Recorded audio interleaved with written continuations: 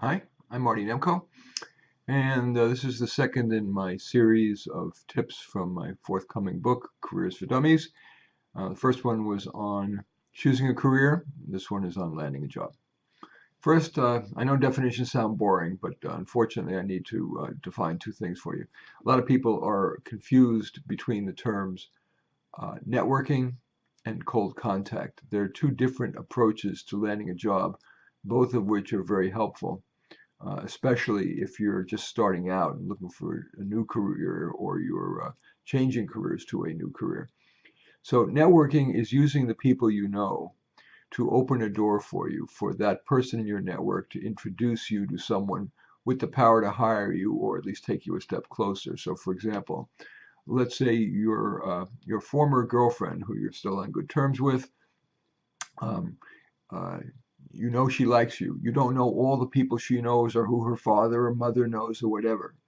But by telling her what you're looking for in a brief, without sounding desperate, without going into great detail, not being too specific, because if it's too specific, the odds of her knowing anybody is tiny, but not so broad, like I'm open to anything, I'm desperate. That's not going to work either because it's going to make you sound desperate and nothing will get triggered in his or her mind. But saying something like, for example, I just graduated with a degree in psychology, and I'm particularly interested in a couple of areas in the world of eating disorders, the world of depression, and the world of addictions. I'm just making that up.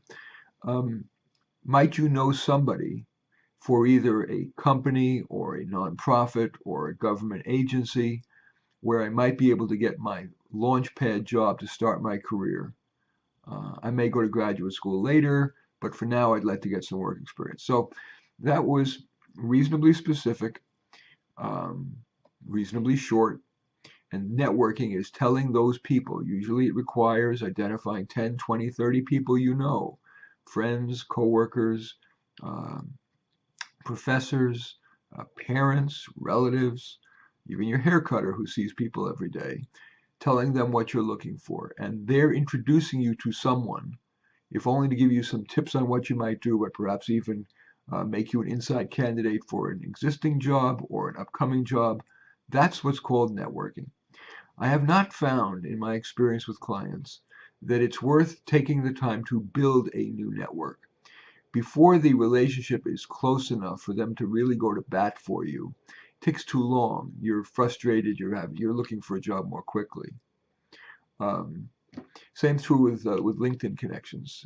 Not that it takes so long, but they're wafer thin, those connections. It's very unlikely that anyone who's just a LinkedIn connection that you don't really know well is going to do more than de minimis to try to help you.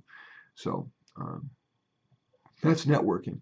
Cold contact, cold calling, whatever, we'll call it cold contact because it could be email or phone, is identifying usually 10 or 15 organizations you'd like to work for. Unless you're a star, it's usually wise to focus not so much on the designer labels like Google or Apple or Facebook, but those that are in your locale that are maybe not super small startups because those tend to be kind of chaotic places that sound better in theory than they really are. Sure, they have Red Bull, sure, they have ping pong tables, but things are pretty chaotic. They may not be able to make payroll. I'm not a big fan of jobs at startups. And the promise of, by the way, at startups of stock options, it's kind of like buying a lottery ticket for every startup that ends up having this big IPO with big money for you is too small to make that a factor in choosing what to do. So, but you make a list of those 10, and then depending upon whether you're more comfortable with email or phone, you either email or phone somebody there that you either find through LinkedIn by Googling from the website of that organization, simply calling the general number for that company and saying, gee, I don't want to talk to human resources because they tend to not be very helpful unless there's a job opening. But I'm wondering if you might connect me to the marketing department or the accounting department or whatever. Um, and then making your pitch briefly the way I demonstrated it before about that psychology major. Um, leaving a voicemail for that person if you're comfortable on the phone, because people don't pick up their phone anymore, or sending them an email. That's called direct contact. And surprisingly, at least for entry level to fairly mid-level jobs, that's a very potent way to land a job. If not immediately, but you become an inside candidate when a job becomes available. But you see the difference between direct contact and using your network. Direct contact, you're contacting the person you want to hire you now, or at least somebody in that organization. Where when you're contacting your network, could be somebody who has nothing to do with your target employment, but people know people. My dentist sees people all the time, and I'm not looking to be a dentist, but if I were looking for a job as anything, I might, in the course of either calling him, emailing, or my next appointment, in between when he's cleaning my teeth, telling him the kind of job I'm looking for. So that's key in terms of that definition. That all said, because most people with the kind of authority to hire you are ever busier, and because of legal requirements to post jobs, I've slowly moved from recommending to my clients prioritize networking and cold contact to saying rather only if you're really good at networking, if your past efforts at networking to get what you want have worked, or you're really good at convincing people, strangers on the phone or an email, to do your bidding, in this case getting hired, then you can prioritize that. Other than that, today I'm more often encouraging people to put their efforts into creating a really good standard application. What I mean by standard is just applying for the job as advertised on LinkedIn or on Craigslist or on Indeed, or your professional association's website, or the individual company or nonprofit or government website like usajobs.gov, which is the federal site. Just applying, but doing it really well. What does really well mean? It means using a point-by-point cover letter in most cases. Now, federal job applications don't have a cover letter, they have a form, but often you can submit a point-by-point cover letter. I need to preempt a little objection already. You may say, well, no, they don't even have place for a cover letter. Even in companies, all they have is an application form and your resume. Worst case, you can always append your cover letter directly onto your resume so they do see it. And it's very important because it enables you to highlight how you are a really good fit for the job. So when you're applying for a job, and really you should only apply for jobs that are really a good fit, because if the employer was open to hiring somebody with no experience, they would have hired their lover or their cousin Gomer. If they're placing an ad, it means either that they're legally required to do so, but they have an inside candidate, they're looking for a person of a particular gender or race, or it's a legitimate opening, in which case, if it's a legitimate opening, you've got to point out exactly how you're a good fit. And here's, I will dictate to you roughly what a point-by-point cover letter it is. To whom it may concern, I'm delighted to see the job opening number 4365B on Indeed.com because I believe I'm a good fit for the position, and I also happen to live 4 blocks away from your office.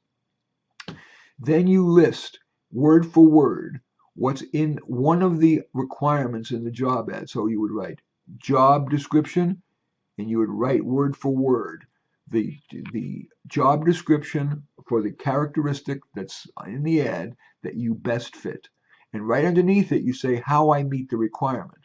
So if they say 3 to 5 years experience doing blah, underneath you say 2 years experience doing blah, plus self-study reading this, and this. And then you do that for 2 more of the items that are listed in the job requirements that you best fit. The job description word for word and how you meet it. After you've done those 3 pairs, job description, how I meet it, job description, how I meet it, job description, how I meet it, then you say, of course, there's more to me that can be summarized in a chart. People say they like working with me because blah. I'm easygoing yet diligent. I'm calm under pressure. I can lighten things up while still getting the job done. Whatever you want to say. So, and whatever is true, of course. And so, and then you continue by saying, so I'm hoping to get a chance to meet you. I'm particularly interested in your company because of blah. Do a little research, just a little, on the company, a sentence or 2 that makes it clear you aren't just scatter shooting, but there really is something about that company or nonprofit or government agency that makes you want to work there. Then you simply end with hoping to hear from you sincerely. That is an excellent cover letter. The resume, of course, should be adapted to fit that job, both especially in the headline in the resume and either the highlights, summary, or objective right underneath it, and the bullets that you include to describe your work history. Let's see. The other thing that's very important in applying for a job is to include, the fancy word is a piece of collateral material. I could call it a job sample. So it could be a portfolio of your past work, samples. It could be some computer code you've written. It could be the art you've done. It could be anything that, even if you're newly out of school, it could be even a paper you wrote for school or a project. Or one of my very favorites is called a white paper. It's a 2 or 3 page paper that's really the equivalent of a small term paper that you might have done in college, but this is tailored exactly to what would impress your target employer. So let's say you are interested in becoming a forensic accountant. So writing a 2-pager that says state-of-the-art techniques for the year 2019 in forensic accounting, in which you perhaps just simply have Googled a bunch of articles, copied and pasted some nuggets that you got from those articles into a word processing file, then put them in a good order, put them in your own words. That can be a very compelling way to substitute experience for what you have, which is that you've done some current research. That ends up being really very helpful for landing a job, especially if you don't have experience. Finally, just a word about references. Oh, by the way, those samples, not only when you're applying for a job, but very often you can bring some of those samples into the interview with you, because often those things get separated, or there may not be a really good opportunity to include all the samples you want. So bring them to the interview. And then after the interview, it may be appropriate, if you haven't shared them already, in light of the interview, which would reveal the kind of things that the employer is looking for, to send them some kind of a job sample. For example, it may be a job sample that you couldn't have done before the interview. I remember a guy who was applying for a job in sales for a company that moved toxic waste on railways. So in the course of the interview, it became really clear that what that employer was looking for was an existing set of leads. He didn't have any. But in his thank you letter, which I call an influencing letter because it does a hell of a lot more than say thank you, he wrote, "Here is a partial list of the contacts that I would make if I got the job." And he listed a half dozen, and he said, "Hire me and I'll show you the other half of the list." That's a good example of a piece of collateral material that can make all the difference between just another applicant and the applicant that gets the job. One more thing I want to talk about career changes. Your resume is going to kill you because your resume proves that you don't have experience. And so especially for a job that's openly advertised, you're not going to get the job. You'll probably get the job, your first job in a new career, through somebody you already know in your network, or because you've just finished the school training and maybe the school has set you up, but that's not even that likely. So you need to play what's called the hide the resume game.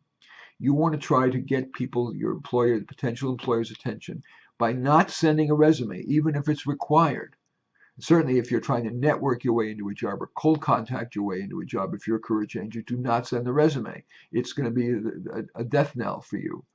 Rather, to write what I call a highlights letter, which lists all of your transferable skills and your native abilities that would make you particularly well suited for that job, while acknowledging that without you don't have experience, and so you are willing to start at the bottom, et cetera, et cetera, et cetera. But that kind of a highlights letter, when day is done, certainly some employers will reject you for not having sent the resume. But more likely, when you finish your job search, you will get a good job faster by standing and falling on that highlights letter rather than including the resume. Anyway, I hope that's helpful. I'm Marty Nemko. My plan is tomorrow to do one of these videos on how to succeed on the job.